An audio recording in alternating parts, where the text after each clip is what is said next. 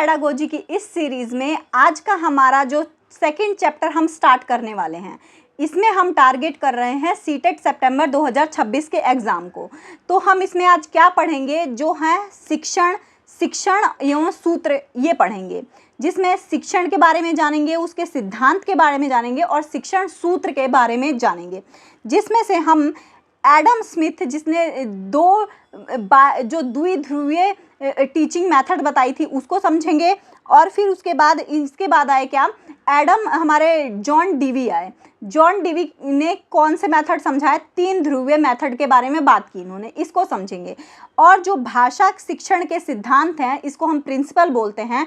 इसमें हम क्या जानेंगे कि हमारे 8 तरह के जो प्रिंसिपल हैं, मतलब मोस्ट इम्पॉर्टेंट प्रिंसिपल को हमने लिया है, तो इसको हम समझेंगे। जिसमें हमारे क्रियाशीलता, रुचि, अभिप्रेरणा, जीवन से जोड़ने की बात की गई है, व्यक्तिगत विभिन्नताओं पे ध्यान दिया गया है, स्वाभाविकता, लोकतांत्रिक मूल्य और आवृत्ति के सिद्धांत पे बात की गई है। तो इसको हम समझेंगे डिटेल में। फिर हमारा जो लास्ट टॉपिक होगा, उसको होगा, छोटा ही रूप होता है ये, शिक्षण सूत्र। इसको समझेंगे, जिसमें 7 सूत्र ले रखे हैं हमने, जिसको मैक्सिम बोलते हैं। जिसमें ज्ञात से अज्ञात, मूर्त से अमूर्त, सरल से जटिल, पूर्ण से अंश, विशिष्ट से सामान्य, विश्लेषण से संश्लेषण और प्रत्यक्ष से अप्रत्यक्ष की ओर, ये सारे जो पॉइंट्स हैं, इसको हम डिटेल में समझेंगे। तो चलिए स्टार्ट करते हैं। Hello everyone, this is Pragya, welcome back to my channel. तो चलिए अब सेकंड चैप्टर को हिंदी का स्टार्ट करते हैं और चलते हैं अपने नोट्स की तरफ। आज हम करेंगे शिक्षण और शिक्षणीय सूत्र। तो इसमें क्या है, शिक्षण क्या होता है? शिक्षण मतलब टीचिंग को ही शिक्षण बोलते हैं।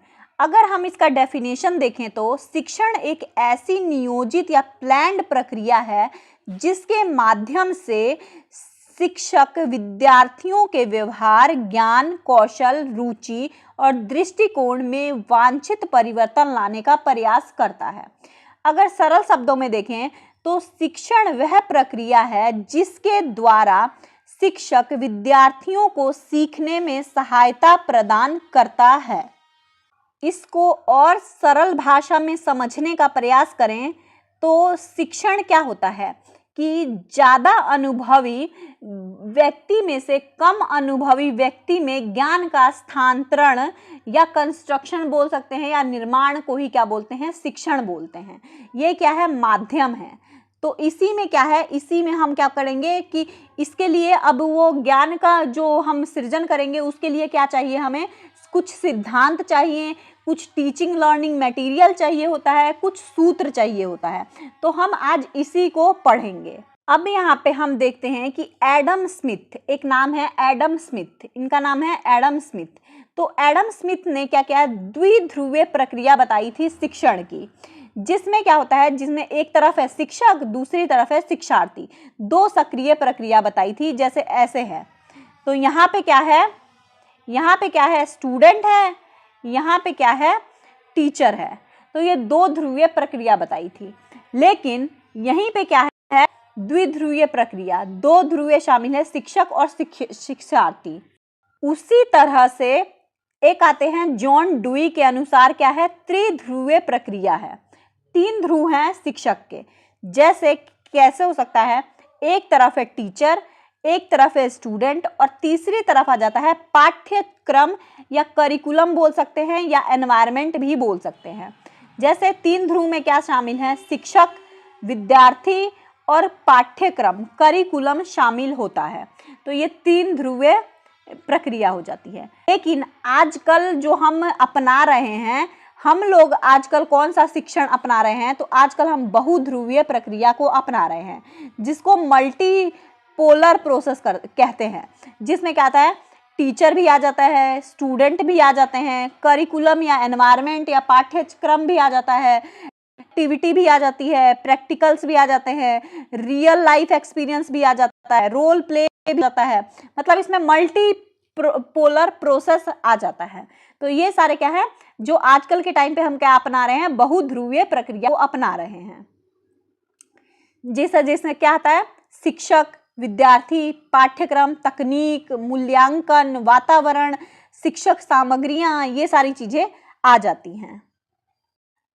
अब देखते हैं भाषा शिक्षण क्या होता है। भाषा शिक्षण क्या होता है, ये तो हमने सिर्फ टीचिंग पढ़ा, लेकिन भाषा शिक्षण क्या होता है? भाषा शिक्षण वह प्रक्रिया है जिसके माध्यम से विद्यार्थियों को सुनना, बोलना, पढ़ना, लिखना संबंधी कौशल का विकास किया जाता है। मतलब भाषा शिक्षण वो है जिसमें विद्यार्थी क्या करें, सुन सकें, बोल सकें, पढ़ सकें और लिख सकें। इन सारे जो कौशल हैं या स्किल्स हैं, इन सब का क्या करते हैं, हम विकास करते हैं भाषा शिक्षण में। इसका उद्देश्य क्या होता है भाषा शिक्षण का? तो शुद्ध भाषा का प्रयोग करना आ जाता है बच्चे के अंदर। मतलब जो मातृभाषा सीख के गया है बच्चा, उसको और ज्यादा क्या करता है, निखार सकता है। जितनी ही अच्छी एनवायरनमेंट मिलेगी, बच्चा अपनी भाषा को क्या करेगा, निखार सकता है। तो इसलिए क्या करेंगे, शुद्ध भाषा का प्रयोग करना आवश्यक है। संचार कौशल का विकसित होता है, मतलब अपनी भाषा को अच्छे तरह से विकसित कर पाए। विचार अभिव्यक्ति की क्षमता बढ़ाना, अपनी विचारों को और अच्छे से वो बोल पाए। साहित्यिक रुचि में विकसित, साहित्यिक रुचि में भी विकास होता है। सामाजिक सांस्कृतिक विकास करना, सामाजिक और संस्कृति का भी विकास होता है भाषा शिक्षण से। अब है भाषा शिक्षण के सिद्धांत। भाषा शिक्षण के सिद्धांत, या तो हम इसको प्रिंसिपल बोल सकते हैं, प्रिंसिपल। भाषा शिक्षण के सिद्धांत या प्रिंसिपल क्या हो सकते हैं? तो भाषा शिक्षण के सिद्धांत में क्रियाशीलता का सिद्धांत सबसे पहला आता है। बहुत सारे मतलब है, लेकिन हम जो इम्पोर्टेंट है, जो एग्जाम में आने वाला है, उसी को लेकर आए हैं। तो इसमें क्या है, जो क्रियाशीलता का सिद्धांत है, इसको क्या बोलते हैं हम, एक्टिविटी करके सीखना। ठीक है, क्रियाशीलता का सिद्धांत में क्या आता है, एक्टिविटी करके सीखना। बच्चा क्या है, यहाँ पे करके सीखता है। जैसे अब यहाँ पे क्या करेगा, ऑब्जर्व करके सीखेगा, ऑब्जर्व करके सीखेगा, या समस्या को समाधान करके सीखेगा, आलोचनात्मक चिंतन लगाएगा, क्रिटिकल थिंकिंग का उपयोग करेगा। तो यहाँ पे शिक्षण में विद्यार्थी सक्रिय होना चाहिए, क्या होना चाहिए, एक्टिव होना चाहिए, और केवल सुनता नहीं रह जाए, केवल सुनता ना रहे, बच्चा क्या हो, एक्टिव रह के सीखते हैं। तो क्रियाशीलता का सिद्धांत क्या होता है कि बच्चा क्या करे, एक्टिव रह के सीखे, ऑब्जर्व करे चीजों को, और समस्या समाधान करके सीखे, क्रिटिकल थिंकिंग भी लगाए बच्चा। जैसे यहाँ पे रोल प्ले करवाना, वाद विवाद मतलब डिबेट करवाना, कहानी सुनाना, ये सारी चीजें क्या हो जाती हैं, क्रियाशीलता एक्टिविटी में इन्वॉल्व होती हैं। जैसे अब यहाँ पे हम बोल देते हैं लर्निंग बाय डूइंग, करके सीखना मतलब क्या होता है, learning by doing. Learning by doing होता है, इसमें क्या होता है, पी प्रॉब्लम सॉल्विंग करे बच्चा, सी क्रिटिकल थिंकिंग लगाए, ओ ऑब्जर्वेशन करे। तो ये तीन जो वर्ड है वो बहुत ज्यादा इंपॉर्टेंट है, PCO, जिसमें बच्चा क्या करे, प्रॉब्लम सॉल्विंग करके सीखे, क्रिटिकल थिंकिंग लगाए और ऑब्जर्व करे चीजों को। इसमें अगला एग्जांपल समूह कार्य भी हो सकता है। इससे फायदा क्या होता है, तो रुचि बढ़ती है, बच्चे का इंटरेस्ट डेवलप होता है, भाषा का प्रयोग बढ़ता है, भाषा बच्चा अच्छे से बोलना सीख पाता है, सीखना स्थायी हो जाता है। सीखना क्या हो जाता है, जो सीखता है वो परमानेंट हो जाता है, ये नहीं कि बीच बीच में भूल जाएगा। तो ये चीजें हो जाती हैं। दूसरा क्या है, दूसरा है रुचि का सिद्धांत। रुचि मतलब इंटरेस्ट, इंटरेस्ट। अब शिक्षण विद्यार्थी की रुचि के अनुसार होना चाहिए, मतलब जब हम पढ़ाएं तो बच्चे का क्या हो, डेवलप कैसे करें कि उसका इंटरेस्ट भी हो उससे पढ़ने में, उसमें इंटरेस्ट डेवलप कराएं, तभी वो बच्चा क्या करेगा, और अच्छे से सीख पाएगा। कि हम बच्चे को कैसे पढ़ाएं कि वो उसका इंटरेस्ट क्रिएट हो। अब जैसे क्या करें, किस्से कहानियां सुना दें, या फिर क्या करें, डिस्कशन करें, या तो क्या करें, क्रिटिकल थिंकिंग लगाएं, या एग्जाम्पल्स के थ्रू भी बच्चे को पढ़ाएं। जैसे यदि बच्चे क्रिकेट में रुचि रखता है, अगर बच्चा क्रिकेट में रुचि रखता है तो भाषा शिक्षण में क्रिकेट आधारित अनुच्छेद या कहानियां का उपयोग किया जा सकता है। तो उदाहरण कैसे, अगर बच्चे को क्रिकेट पसंद है तो क्या करें, हमें क्या करना चाहिए कि जो अनुच्छेद है या कहानियां हैं उसमें क्रिकेट का उपयोग कर देना चाहिए। तो बच्चे को क्या कर लगेगा, थोड़ा इंटरेस्ट उसका बढ़ेगा।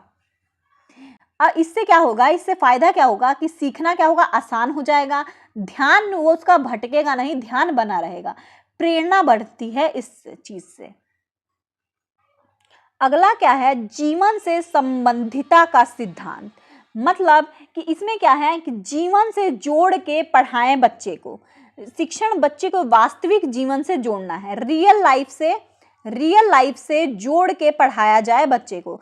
तब क्या होगा, ये जीवन से जोड़ना, लाइफ से कनेक्ट कर दो, जैसे रियल लाइफ एग्जाम्पल देके। और इसमें क्या है, एनसीएफ 2005 में भी यही बोला गया है कि बच्चे के जीवन से जोड़ के शिक्षा करानी चाहिए। जैसे बाजार अध्याय पढ़ाते समय बच्चे को वास्तविक खरीदारी से जोड़ना चाहिए, जैसे बाजार रियल लाइफ से जोड़ दिया गया।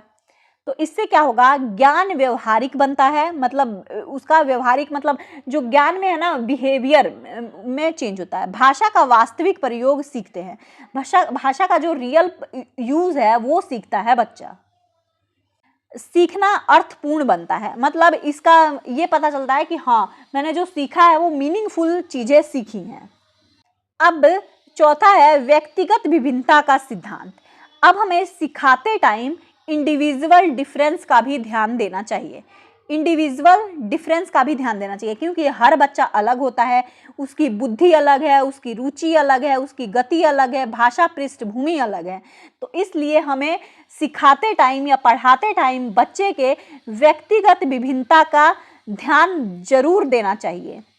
तो शिक्षक को क्या करना चाहिए, सभी बच्चे को समान ना समझे कि सारे बच्चे एक जैसे हैं, उसको ये नहीं समझना चाहिए। अलग अलग गतिविधियां देनी चाहिए, अलग अलग तरह की गतिविधियां देनी चाहिए। कमजोर और प्रभावशाली बच्चों को दोनों पे ही ध्यान देना चाहिए। जो बच्चे कमजोर हैं और जो बच्चा बहुत ज्यादा तेज है, तो दोनों पे ही ध्यान देना चाहिए शिक्षक को। इससे फायदा क्या होगा, समावेशी कक्षा बनती है, इंक्लूसिव एजुकेशन बनता है, मतलब कि सब बच्चे एक साथ मिलके पढ़ाई कर रहे हैं, ऐसा होता है। फिर आ जाता है कि प्राकृतिक क्रम का सिद्धांत। प्राकृतिक क्रम का सिद्धांत क्या बोलता है कि बच्चा भाषा सीखने का क्रम प्राकृतिक हो। जैसे कि अब प्राकृतिक क्रम क्या है, LSRW। पहले बच्चा क्या करता है, लिसनिंग, सुनता है, फिर क्या करेगा, बोलेगा, स्पीकिंग, फिर आता है रीडिंग, पढ़ेगा, फिर क्या करेगा, तब लिखेगा। तो हमें भाषा को क्या करना चाहिए, इसी क्रम में ही सिखाना चाहिए, जैसे LSRW के क्रम में सिखाना चाहिए। जैसे कि लिसनिंग, सुनना, बच्चा सबसे पहले सुनता है, किसी भी चीज को सबसे पहले सुनेगा, उसके बाद क्या करेगा, बोलना चालू करेगा, फिर बोलना सीखता है। फिर क्या करता है बच्चा, रीडिंग सीखता है, पढ़ना सीखेगा। उसके बाद सबसे लास्ट में क्या सीखता है बच्चा, राइटिंग सीखता है। तो ये जो क्रम है, ये जो क्रम है, ये बहुत ज़्यादा इंपॉर्टेंट है। पहले लिसनिंग, स्पीकिंग, रीडिंग और राइटिंग, ये बहुत ज़्यादा इंपॉर्टेंट है। इसी क्रम में हमें बच्चे को क्या करना चाहिए, सिखाना चाहिए। अगला है लोकतांत्रिक सिद्धांत। लोकतांत्रिक सिद्धांत जैसे डेमोक्रेसी बोल सकते हैं इसको, डेमोक्रेसी, हर कोई अपनी बात को कह सके, सुन सके, उनको स्वतंत्रता मिले, डेमोक्रेसी मिले। जैसे कक्षा में बच्चों को अपनी बात कहने का अवसर मिलना चाहिए। जैसे शिक्षक की क्या भूमिका होनी चाहिए इसमें कि तानाशाह बन के ना रहे, मार्गदर्शन, तानाशाह ना बन के रहे, मार्गदर्शन, फैसिलिटेटर की भूमिका निभाए यहाँ पे शिक्षक। जैसे प्रश्न पूछने की स्वतंत्रता, हर बच्चे को हर तरह का प्रश्न पूछने की स्वतंत्रता दे, चर्चा करने की स्वतंत्रता है, समूह कार्य में बच्चे को ज़्यादा इन्वॉल्व कराएं। तो इससे क्या होगा, आत्मविश्वास बढ़ता है, हर बच्चे के अंदर आत्मविश्वास बढ़ेगा, भाषा का प्रयोग बढ़ता है, रचनात्मकता विकसित होती है, क्रिएटिविटी भी क्या होती है, इंक्रीज होती है इस चीज से। अगला क्या है, पुनरावृत्ति का सिद्धांत। पुनरावृत्ति क्या होता है, रिपीटेशन। रिपीटेशन से अब क्या होता है कि अधिगम क्या होती है, स्थायी हो जाती है, मतलब परमानेंट हो जाती है। तो अभ्यास द्वारा सीखना स्थायी होता है। यहाँ पे भी दिखा दिया है कि जो बार बार रिपीट करेगा, अगर एक ही चीज को बार बार रिपीट करेंगे तो वो हमारे ब्रेन में क्या हो जाएगा, अस्थायी हो जाएगा, परमानेंट हो जाता है। तो इसीलिए क्या होता है, हमें ये इसकी भी पुनरावृत्ति की भी सिद्धांत को अपनाना चाहिए। जैसे शब्द का भंडार, बार बार का जो शब्द का भंडार है, वर्ड मीनिंग से उसको बार बार प्रयोग करवाएं, वाचन अभ्यास को बार बार करवाएं, लेखन अभ्यास, लिखने के अभ्यास को बार बार करवाएं। इससे फायदा क्या होगा, स्मृति मजबूत होगी, जो हमारा याद है वो ज्यादा टाइम तक लॉन्ग लास्टिंग रहेगा। भाषा कौशल इससे विकसित होएगी। जैसे अगर मतलब बहुत सारे वोकैबुलरी हमारे माइंड में आएंगे तो इससे क्या होगा, भाषा कौशल अपने आप ही विकसित हो जाएगा। 8वां आ जाता है, वो है अभिप्रेरणा का सिद्धांत। अभिप्रेरणा का सिद्धांत, अभिप्रेरणा मतलब मोटिवेशन होता है, मोटिवेशन का सिद्धांत, जिसमें बच्चा क्या है, अब एक क्या केंद्र में है, मोटिवेशन क्या है, बिल्कुल केंद्र में है। अब यहाँ पे क्या है, अधिगम क्या है, दिशा निर्देशित होना चाहिए, गोल डायरेक्टेड होना चाहिए। बच्चा अगर गोल ही नहीं रहेगा तो बच्चा सीख नहीं पाएगा।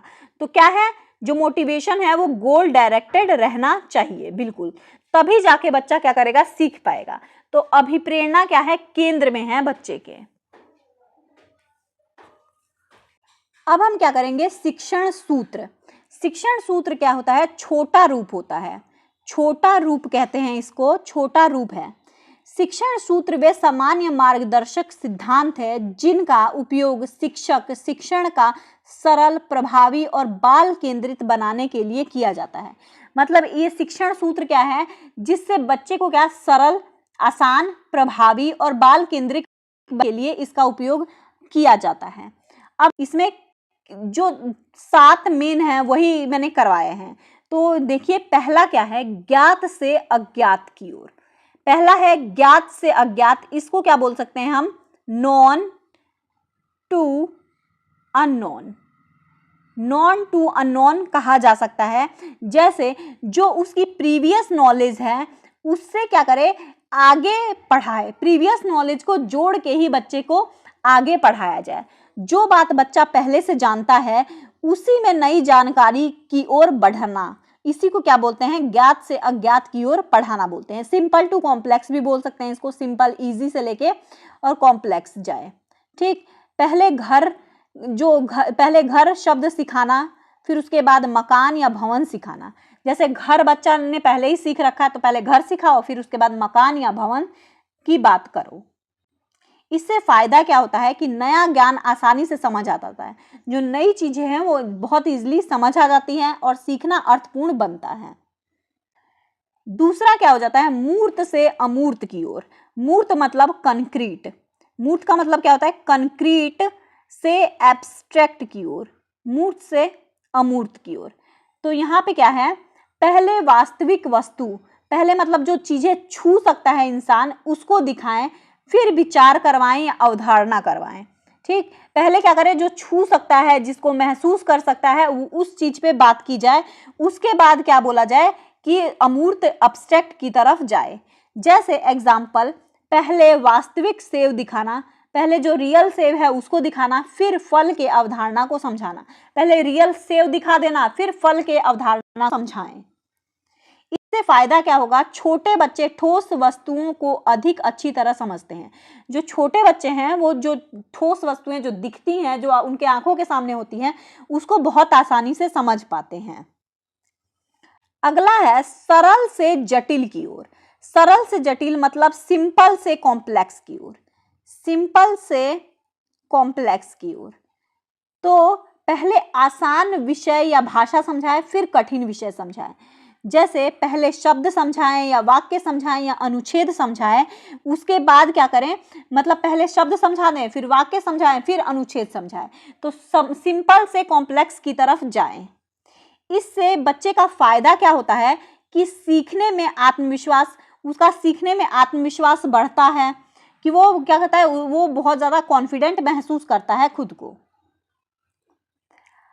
अगला क्या है, पूर्ण से अंश की ओर, मतलब पहले होल से पार्ट की ओर, होल टू पार्ट बोलते हैं इसको, पूर्ण से अंश की ओर। सबसे पहले क्या करें, पूर्ण संपूर्ण वस्तु को बताएं। जैसे पूरा जो ऐसे बता दें कि ये ऐसे लिखना है, फिर उसको तोड़ तोड़ के टुकड़ों में समझाएं। तो इससे क्या होगा, जैसे पहले पूरी कविता सुना दें, फिर पंक्ति दर पंक्ति व्याख्या करें। पहले पूरी कविता सुना दो, फिर उसके बाद उसको तोड़ तोड़ के उसको बताओ। इससे समग्र समझ की विकसित होगी। इससे बच्चे का क्या होगा, पूरा जो समझ है वो विकसित होगा। अगला है विशिष्ट से सामान्य की ओर।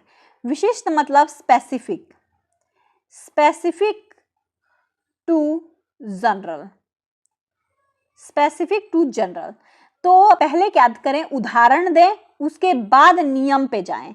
इसका मतलब क्या है, पहले उदाहरण से समझाएं बच्चे को और फिर नियम पे जाएं। जैसे कि राम खेलता है, मोहन खेलता है, सीमा खेलती है। ये उदाहरण क्या है, कर्ता और क्रिया का नियम बनाना है। तो ऐसे करके बताएं उनको। इससे फायदा क्या होगा, बच्चा स्वयं नियम खोजता है। बच्चा क्या करेगा, अपने आप ही नियम को खोजेगा। अगला क्या है, विश्लेषण से संश्लेषण की ओर। जैसे एनालिसिस से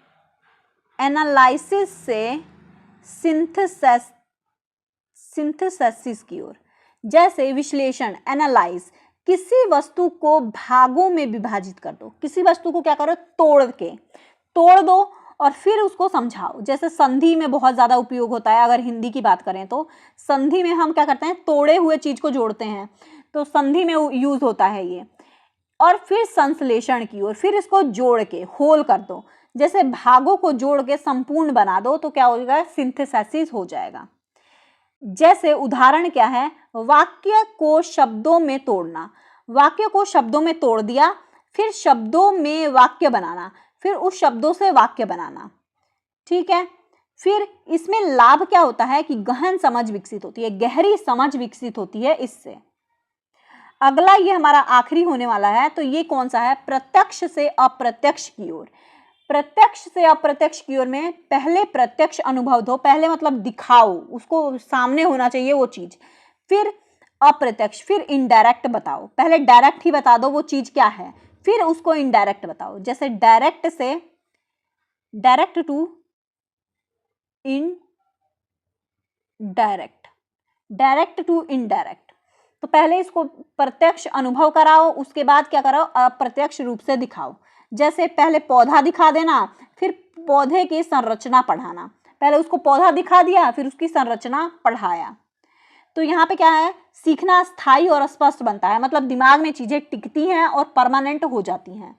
ठीक है, तो आज का ये टॉपिक हमारा यहीं पे कंप्लीट होता है। आई होप ये वीडियो आपको इन्फॉर्मेटिव लगा होगा और आपके एग्जाम ओरिएंटेड होगा। मिलते हैं नेक्स्ट टॉपिक के साथ नेक्स्ट वीडियो में, तब तक के लिए थैंक यू सो मच।